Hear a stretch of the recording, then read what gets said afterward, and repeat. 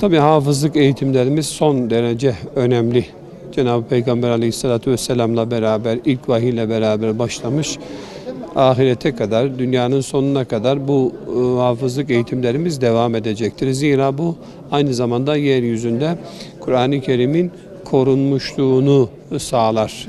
Cenab-ı Mevlam yeryüzünde Kur'an'ın korunmuşluğunu en seçkin varlık olan insanoğlunun hafızasıyla, zihniyle gerçekleştiriyor. Bu da insana ayrı bir değer, bir kıymet katıyor.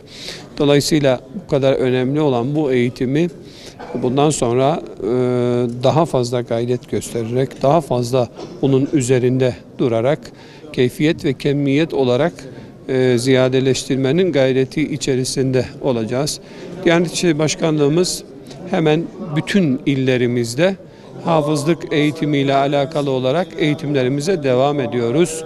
Şu anda hafızlık eğitiminin yapılmadığı hiçbir ilimiz yok elhamdülillah. Bu çok mutluluk verici bir durum. Ancak asla yeterli değildir. Şu zamana kadar Diyanet İşleri Başkanlığımız bünyesinde hafızlık belgesini almış olan 190 binden daha ziyade belgeli hafızımız var. Bu bizim için asla bir iktifa sebebi değil. Çok daha fazla gayret göstermemiz için bizi motive edecek bir durumdur.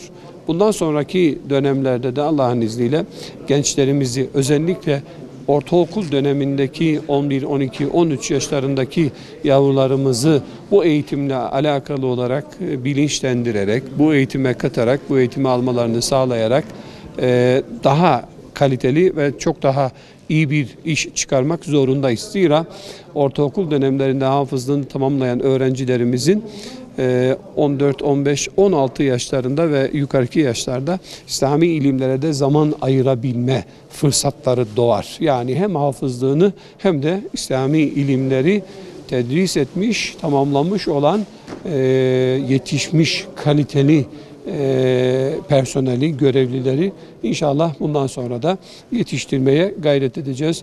Rabbimiz bütün gayretlerimizi rızasına muvafık bizlerden kabul eylesin inşallah. Herhangi bir farklı düşünceye sapmadan, Allah rızasının dışında herhangi bir duygu ve düşünceye kapılmadan sadece onun rızası için bu yolda yürüyebilmeyi, gayretlerimizi bu manada sarf edebilmeyi bizlere nasip eylesin inşallah.